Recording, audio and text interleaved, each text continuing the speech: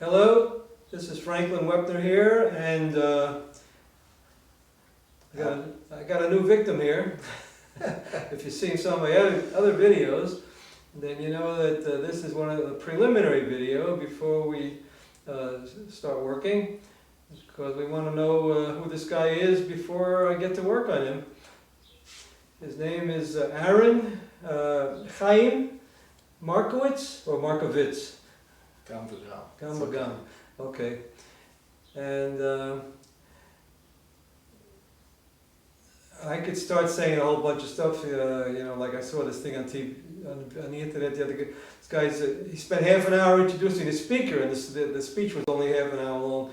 But no, I'd rather let him start off here and say, well, tell us a little, what the heck's he doing here, you know? You look at this costume, I look at this costume, what's this guy doing here in a theater workshop anyway? You know, what are you doing in this workshop? Well, the costume is, as my wife affectionately calls it, penguin costume. But you don't know what's inside until you actually talk to the person. And I come from a long, interesting background. Maybe somewhat similar to Franklyn. Maybe. Can I ask you, I think it's a good idea to speak a little louder. I'll speak louder with Okay. pleasure. All right, thank you. So what am I doing here? I, many years ago, was involved in theater and in dance, first in CW Post, Long Island, New York, in the early 80s, and then again in Michigan with a dance company, semi-professional dance company in the, that was mid-80s to early 90s, and then in Omaha, Nebraska, with a couple of permutations of the Omaha Ballet Company. Not as professional, but being a rare male dancer, that they used me with the professional company from time to time. And then I left that as part of doing religious tshuva. Later on in this tape, I'm going to ask if he wants to give us a demonstration of a little bit of his dance work. And by the way, I've never seen any of his dance work, you know, but I'm curious to see also. But he might not. He might decide not to do that. This is totally an improv thing today. We're just taking it step by step. Okay, so go ahead. And so, as part of my interesting journeys in life, I ended up in, I prefer to say Svas, some people say Svat. I ended up here, and I've been here almost 10 years, and in the last several months, through the English newsletter I get on the computer, I discovered Franklyn, and we've had a couple of conversations, and actually we have a lot of interesting overlap. And interestingly enough, the ad that he answered was I was looking for people to improve my Hebrew with, to work on the Hebrew, and you didn't even know you were getting yourself involved in it with a guy that does theater, right? Not at all. And my Hebrew is atrocious, so we've left that to the side for the time being. As I tell many of my own students, they have to suffer with my bad Hebrew when I have to teach English as a second language. Just think I'm speaking Chinese and you'll get it. But we won't torture you with that today. Maybe another day you'll have to hear some of my Hebrew and share a few chuckles at it. But that's a different topic.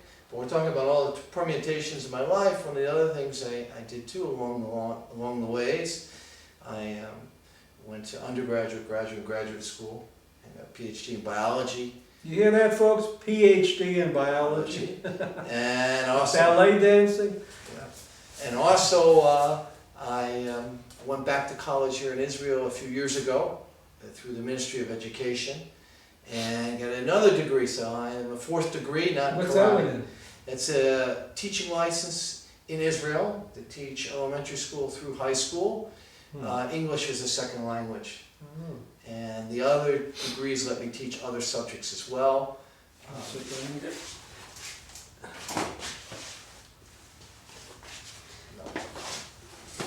Time of year, so I have a very diverse background. Also, along the lines, I went from a nice New York secular Jewish background of having bagels in the New York Times on Sunday and bar mitzvah parties and that sort of thing. Leaving that, coming back through Chabad, and then Chabad. Yeah, and then through full hassid. I'm a sanz hassid, and also a hassid of a Rebbe in Muncie, who's very much like my father, and his wife, his Rebbeson, is like my mother. I'm very close to them.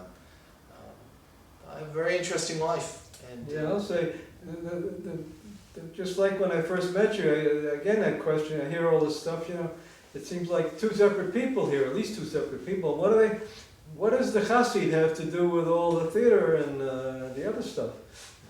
well, the way I live life as a hassid is that I try to incorporate everything I do with connection with the Torah and with Hashem, with God. And so even my teaching of biology now is a lot different than it was 20 years ago or so. How old are you? Or is that a secret? No, God willing, I'll be 50 in another month in Kislev. I'm a Hanukkah baby, so Hanukkah's coming up in another month, and I'll be 50, but I still consider myself quite young. You want to say something about your family? I'll just say some cursory things, first starting with my family of birth and a few other things, and maybe in other videos I'll give more detail. Yeah, and also we remember whenever we do a work like this, excuse me, the question of privacy is a crucial question. We ignore it at our peril, because in the past I have ignored the privacy question, and then it came back to hit me on the head. So first of all, he can decide not to share certain things, and second of all, we can edit out certain things, and you know, we don't want to intrude on anybody else's life. On the other hand, whatever he feels he wants to share, then in fact we don't even know whether this video is going to ever be on the net. This is we're making a video, and later on we'll decide whether we're going to put it on the net. Okay, so what do you feel like sharing? I'll just start with where I was born and how I grew up, just in very simple terms. I was born in New York City Hospital, if I'm not mistaken, but really grew up in Long Island for the first 16 years of my life. Where in Long Island? Bethpage, with a mailing address of Plainview, in the middle of the island. I'm from Long Beach. And Long Beach doesn't have this negative connotation, but everyone still laughs today. The Long Island Railroad train station is Hicksville. And yes, there are people who live in Hicksville and they're not Hicks. But everyone around the world, when you say that name, except in Hebrew, there's no such word for hick. I've looked it up many times. It doesn't translate as idiom that doesn't translate to Hebrew. But I grew up there, and I was a suburban kid. Spent most of my summers on Jones Beach, and pretty Leave It to Beaver TV series type. You got a lot of siblings? No, I have one older brother and one younger sister. They're both actually fairly close in age, very different than me. Do you think they would approve of you mentioning them here? Didn't say their names. I think they would, though, without a problem. Yeah? And with my parents as well. You think so? Yeah, they don't have a problem with this. Okay. Anything you want to say, if they ever would be watching this, what would you say to your parents or to your brother and sister at this moment? I think the same thing you'd be thinking if you saw this on the internet. How in the world did he get on videotape? How did he get convinced to do this, and who paid him, or what? No one paid me, no one convinced me. It's my own free volition, my own free will. But I think it would be interesting, and we'll see. We'll see what we do with it. But I grew up a fairly normal education, public school, but the public school was probably 80% or more. Well, that's less relevant. Okay. Now, Okay. in this work that I do is not just show business.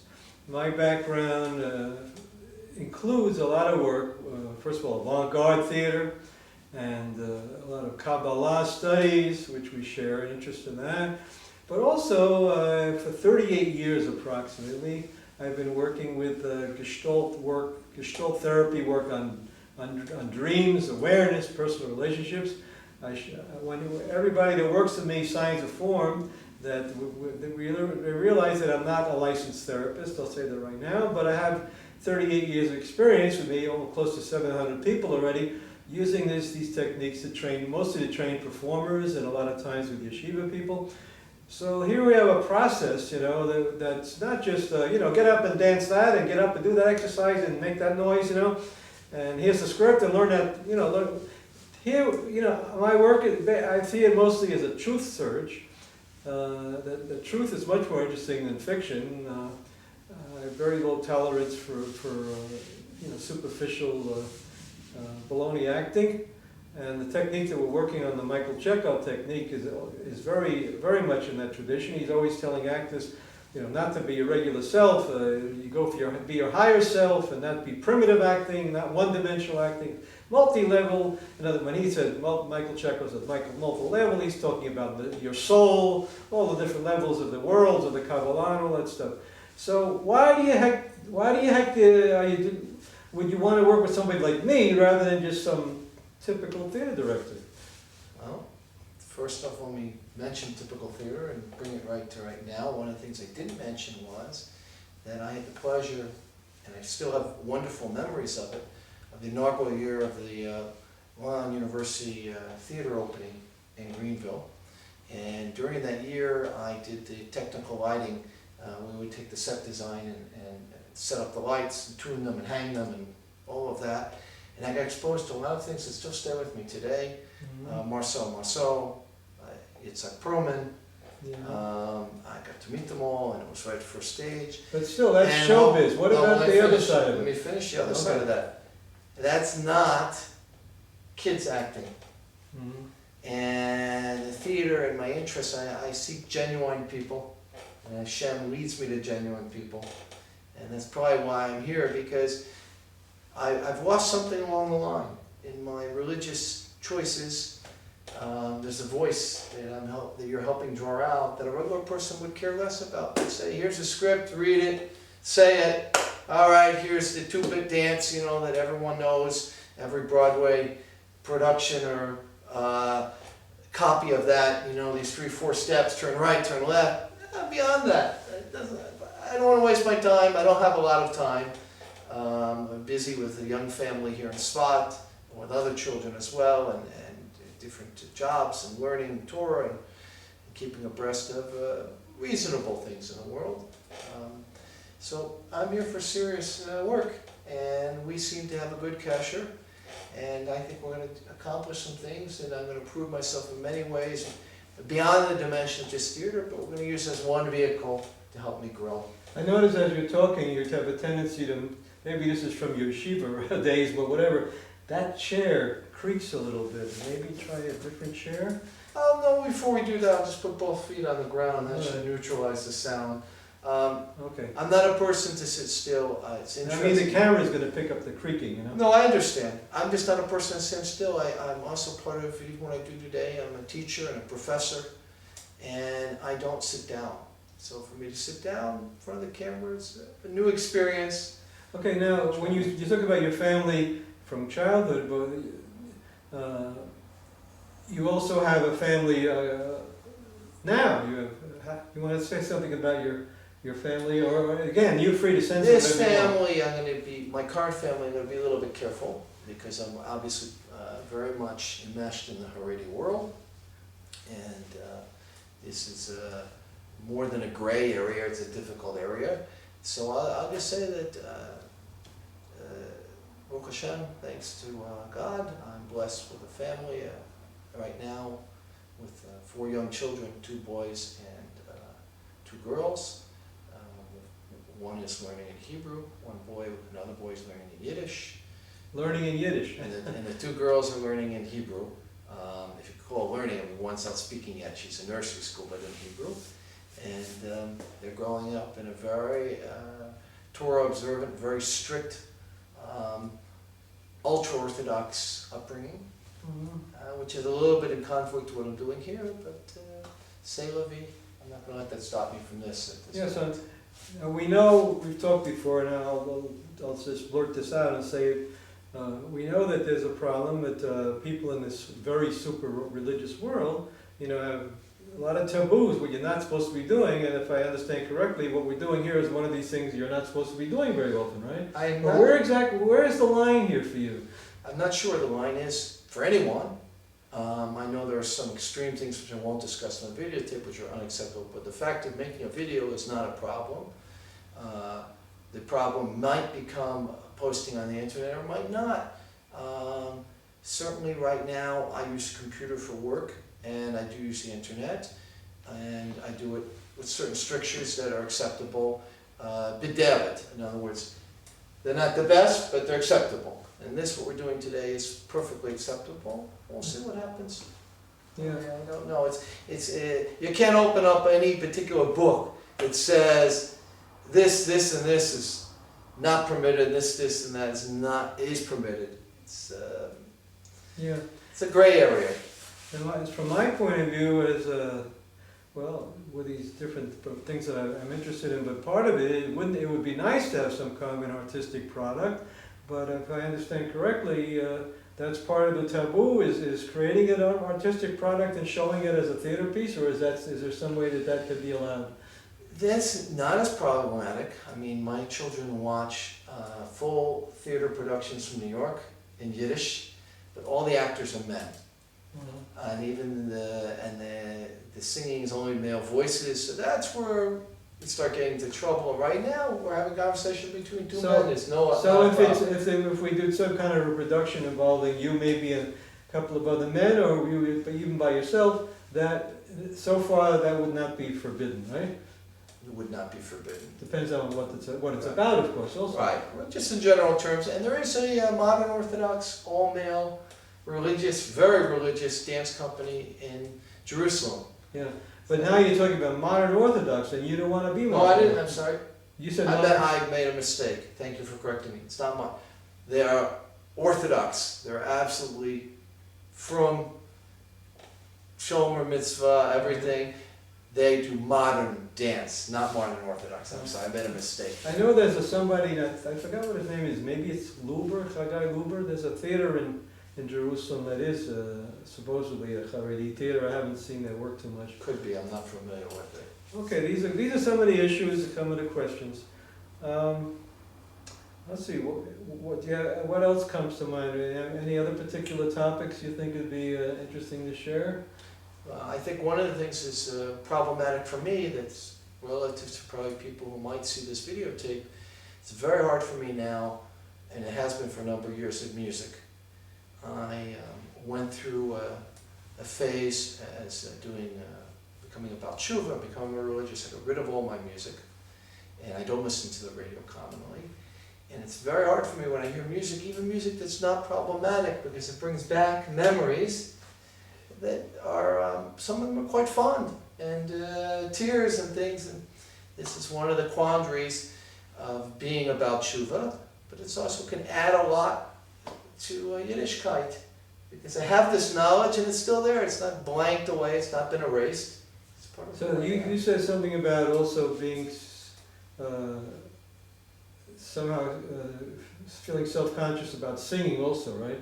Singing is hard for me, but that's not the issue here. You're talking about just music in general. Just me hearing music. Hearing classical music, for example. All kinds of things. Not so much in Israel, but for instance, it's been a number of years since I went to America, but it'd be hard for me to go into a Starbucks to get a coffee to go, one that's permitted, and some places have completely kosher supervision because of the neighborhoods they're in, because they have music on, and I hear music from songs from my past, and I'm very emotionally attached to them. So it's a personal, emotional thing you're talking about. You hear the particular song, and it makes you. What does it make you want to do? It just brings tears. It's a confusion. It sets off because you have two different worlds. That's right. I'm in one world, and I choose to be in that world, and I make certain choices, and all of a sudden I hear something that brings me back to a previous world that I'm not part of anymore. And also makes me wonder what happened to some of my friends. I had a lot of Jewish friends who also were involved in this previous world. I wonder where they are. I really do. I wonder if some of them are like me. I wonder if some of them are doing other things. Can you think of one of those friends that comes to mind right now? Eric, I think. Well, don't tell me the name. I'm sorry. Yeah. You think that Yeah, for sure. How about imagining that person is out there, and what would you say to that guy right now? Get in touch with me. I want to know what happened to you. 30 years later, something like that. Yeah, it's been 30 years at least. I have contact with a number of these people. And a lot of close Hevra travel around the country doing different things together. lost them. I don't know where they are. And they don't know where I am either. Maybe they'll find me through this video. It'd be amazing. It'd be amazing. Okay, good. I'm asking myself, we have the possibility of this tape being an hour, but it doesn't have to be an hour, it could be shorter. Just, maybe this is a good point to deal with the question of whether you want to do that demonstration or... I'm a little funny doing the You don't dance, have but I would like to explain why in the video, because I think it's important that people Okay. know if this is posted.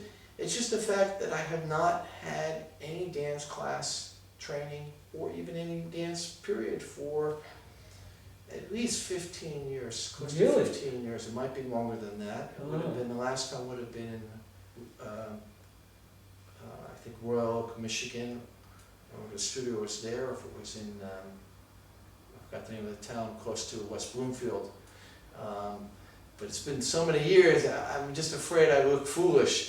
Okay. It's something that maybe we should try outside this session, but video too, because I'd like to see what I look like. Okay, fine. But the fact is, I'm hoping to do that sometime in the future, and I'm looking into taking some dance classes within the acceptable parameters of the tour, and with these classes just met. And we'll see what happens. Yeah, so here's a typical example of the kind of stuff we deal with in our work here, where I'm combining, performer training and personal growth using this Gestalt process, and then trying to understand it from psychologically and also in terms of the religious ideas.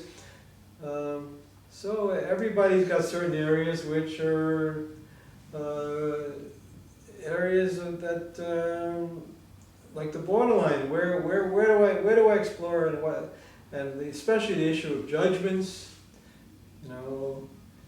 I'm thinking of two examples in the past few months where I saw there was a possibility of somebody working with me, and this person just felt so, called it bashful or shy, was just afraid of, so self-conscious and whatever. And that was without the camera, so.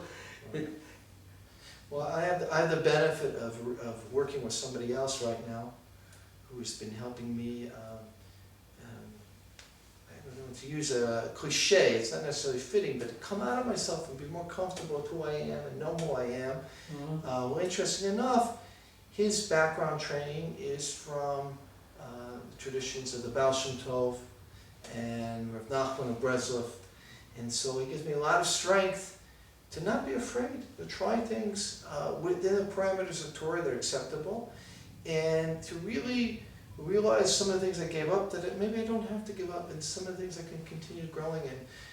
One of the things a lot of people don't realize in the ultra-Orthodox world is still tremendous growth a person goes through. It's not, they don't have shutters over eyes, and there's so many things we do, and there is expressiveness, and there are many ultra-Orthodox musicians and theater people.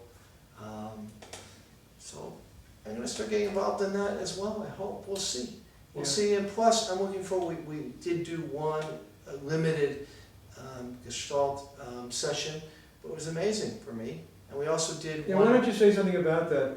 We don't have any way of reproducing that, but you could update the people about what did happen already so far, okay? Just a little bit of what I remember from this session. We were in the middle of doing one thing. We said, stop, let's just try this Gestalt. I've only heard of it. It's still, to me, it's still something I you've never done it before? I absolutely had no exposure. You had no idea what it was? No exposure to it. Unfortunately, Franklyn knew right away that because of my academic training, I tend to put everything in boxes, and sure enough, that came out right away. That definitely, I have a hard time expressing just things, just what you see, not classifying, not wanting judgments, not values, and we found right away. Wait, I'm lost now. You had to say that again? Wait, you knew already, but I didn't know. Maybe I didn't know. Okay, well, in our conversations at the very beginning, that because of my academic training and scientific background, that I have a tendency to classify and organize everything. Oh, okay. Well, no, I wasn't aware that how strong that an element was. Okay, so Okay. we did an exercise. He asked me just to describe what I'm seeing in front of me. The awareness exercise. The awareness. And within moments, I was trying to put things in order. He didn't ask me for order. He didn't ask me for judgment. But right away, so he helped me refocus and relax, and I started seeing things just as they are. But a very interesting thing, we did a further exercise, and help me out, I don't exactly remember how we got to that, but where I was thinking more deeper in my mind and relaxing. Well, remember we dealt with three major areas of awareness. There's the outer zone, the environment, there's body awareness, and then there's fantasy, what they call fantasy zone awareness.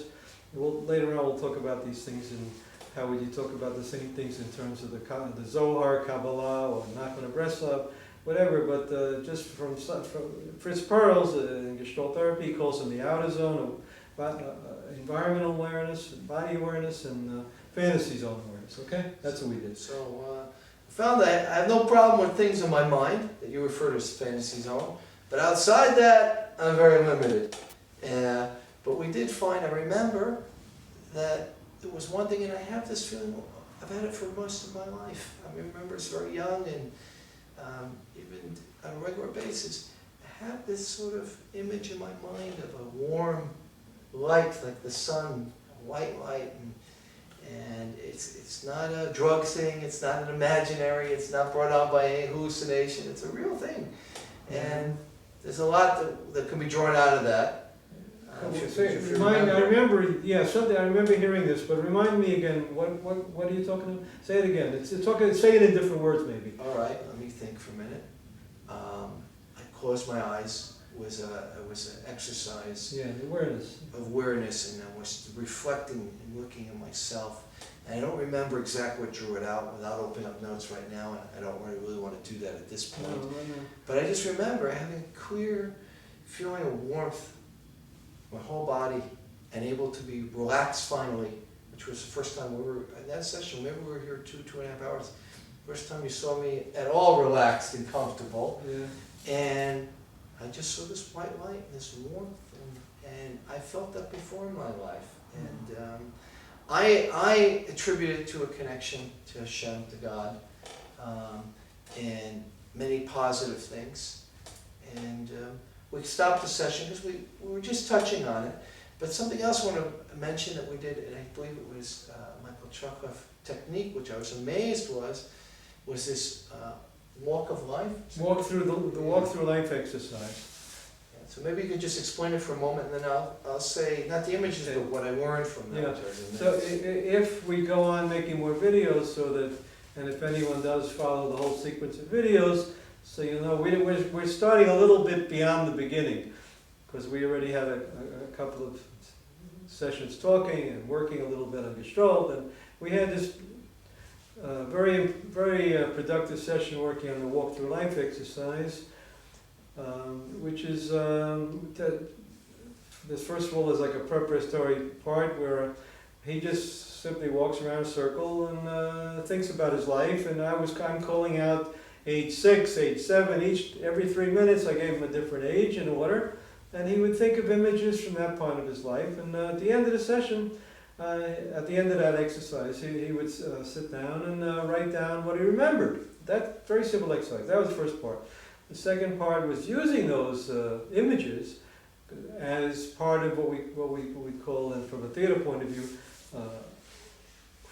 formalistic theater, Brechtian theater, with different tracks. So here we have an image track, and there would be a voice track, and a facial mask track, and a body track. Think technically in terms of the performer working in these different tracks. So here it was an exercise using the voice track and the image track, and it's called a pre-speech exercise, and where you'd simply, not so simple. So for some people it's very difficult, for some people it's simple. But you take one of those images and you put it in front of yourself, and you make yourself very relaxed sitting on the floor, basically, on a pillow or something. And you allow yourself to manipulate, to zoom in on hot spots, interesting points of the image from not so much psychologically who the person is, what's going on there, but rather I see this particular, I see light flashing off of something, or that darkness somehow pulls my mind and my feelings forward. You're dealing with that image as an objectively, and I demonstrated it, and then as you let your voice kind of dissolve and just make noises, and then the image affects the sound. It goes right to your gut somehow, and pre-speech goes to the area prior to rational speech, and then it allows you, once you hear the sounds coming out of your mouth, then you start getting associations. Oh, it reminds me of a police siren, so you just let the sound go in the direction of police siren, or it reminds me of a barking dog, and then you just let the sound go in the direction of barking dog.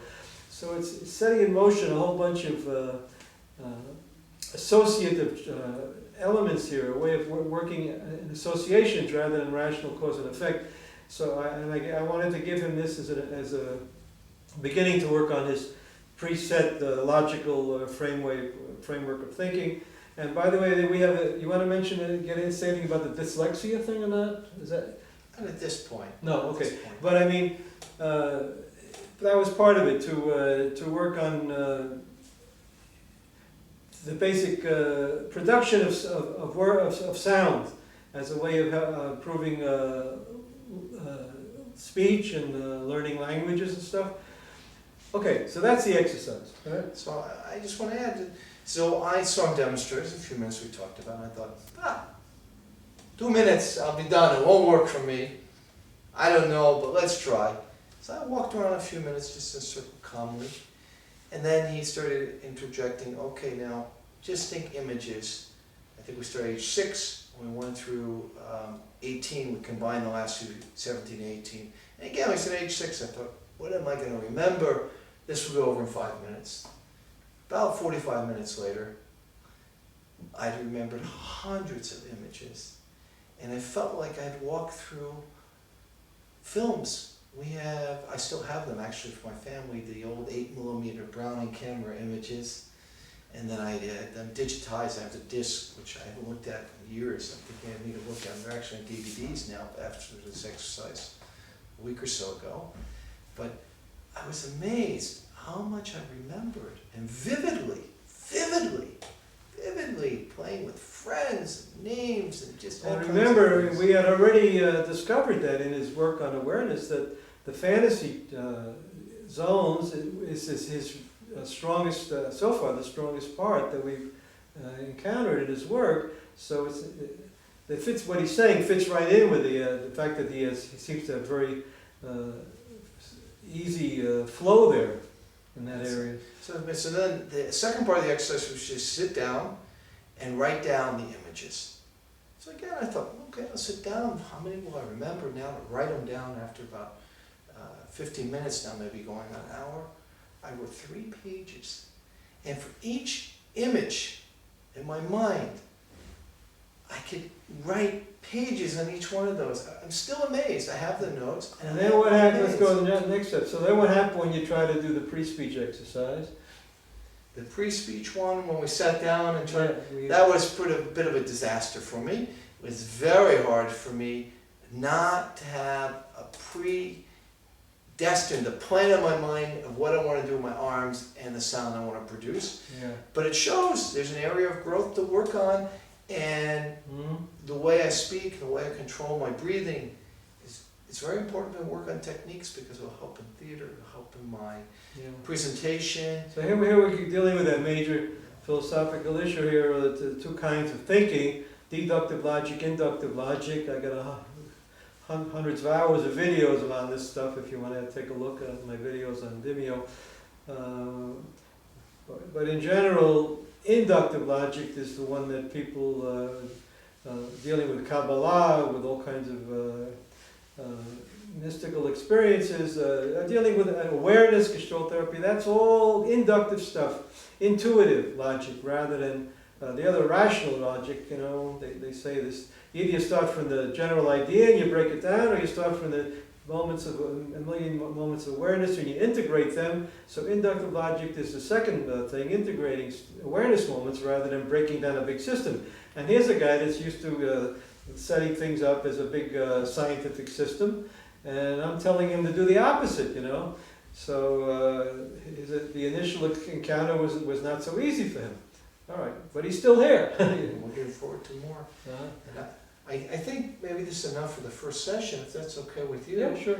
I think it was good, and I don't know, we'll have to edit, we'll look at it outside, but I hope it is posted because I'm very curious to see what people's reactions are, and also, I'm very serious. I'm curious Emma will recognize me from my past lives, which all have been good, and, you know, not so religious or a-religious. It would be nice to know what happened. I would like to know what happened to these people. And the internet's a funny thing. Many, many people find each other through this, through all kinds of funny ways.